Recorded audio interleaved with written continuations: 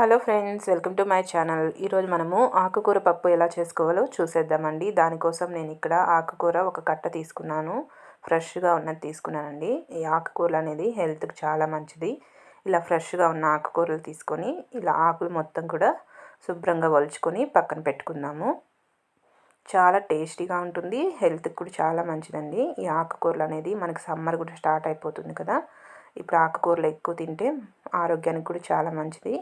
ఈ విధంగా ఫ్రెష్గా ఉన్న ఆకుకూరలు తీసుకొని ఈ విధంగా ఆకులు మాత్రం తుంచేసుకొని పక్కకు పెట్టేసుకుందాము.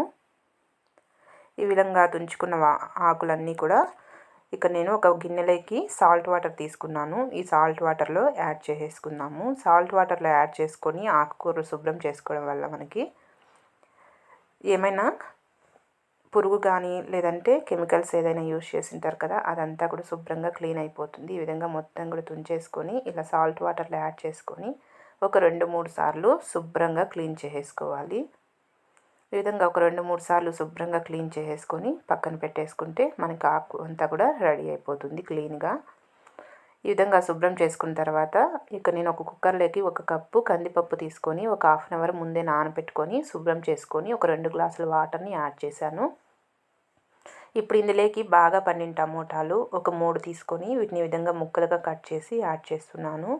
అలాగే పచ్చిమిర్చి మీరు కారం ఎంత తినగలరో చూసుకొని దాన్ని బట్టి పచ్చిమిర్చి కూడా యాడ్ చేసుకోండి. అలాగే మనం ఇందాక శుభ్రం చేసుకున్న ఈ ఆకును కూడా యాడ్ చేసేసుకుందాం.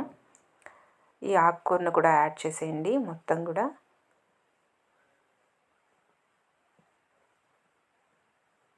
ఈ విధంగా ఈ ఆకుకూర మొత్తం కూడా ఇందులోనే యాడ్ చేసేసి ఇందులోకి మీ రుచికి సరిపడా సాల్ట్ లేదా రాళ్ళుప్పుని యాడ్ చేసేసుకోండి. అలాగే ఇందులోకి ఒక 1/2 టేబుల్ స్పూన్ అంతా పసుపును కూడా యాడ్ చేసేసుకుందాము. ఈ విధంగా ఉప్పు పసుపు కూడా యాడ్ చేసేసుకొని ఇదంతా కూడా ఒకసారి కలిసేలాగా కలిపేసుకోవాలి. ఇందులో నేను ఒక 1/2 టేబుల్ స్పూన్ అంతా ఆయిల్ని కూడా యాడ్ చేశాను. ఆయిల్ యాడ్ చేయడం వల్ల మనకి పప్పు అనేది రుచిగా ఉంటుందండి. ఉడికేటప్పుడు యాడ్ చేసి ఇదంతా కూడా ఒకసారి కలిపేసుకొని కుక్కర్ మూత పెట్టేసుకొని ఒక 5 విజిల్స్ లేదా 4 విజిల్స్ పెట్టేసుకోండి. చక్కగా కుక్ అయిపోతుంది. ఇలా కుక్కర్ పెట్టేసుకొని నేనైతే ఇక్కడ 4 విజిల్స్ పెట్టాను. ఒక 4 విజిల్స్ తర్వాత చూద్దాము. 4 విజిల్స్ తర్వాత ఓపెన్ చేసి చూస్తే మనకి పప్పు అనేది ఈ విధంగా కుక్ అయిపోయింది. చూసారుగా, ఇలా చక్కగా మనకి పప్పు అనేది కుక్ అయిపోయింది. ఇప్పుడు ఇందులోకి నేను కొద్దిగా నిమ్మపండుని యాడ్ చేస్తున్నాను. ఒక పావు నిమ్మపండు సైజ్ అంతా చింతపండు తీసుకొని దాన్ని కూడా కొద్దిగా యాడ్ చేశానండి. ఇలా యాడ్ చేసి పప్పు గుత్తి తీసుకొని ఇదంతా కూడా బాగా మెత్తగా మెదిగేటట్టు మెదిపేసుకుందాము. వాటర్ అనేది ఎక్కువ ఉంటే పక్కకు తీసేసేయండి కొద్దిగా, లేదంటే పప్పు అనేది మెత్తగా మెదగదు. ఈ విధంగా పప్పు గుత్తితో ఇదంతా కూడా మెత్తగా మెదిగేటట్టు మెదిపేసుకొని పక్కన పెట్టేసుకోవాలి. ఇక్కడ చూసారు కదా, మెత్తగా మెదిపేసుకున్నాం. ఇప్పుడు దీనికి పోపు వేసేసుకుందాము.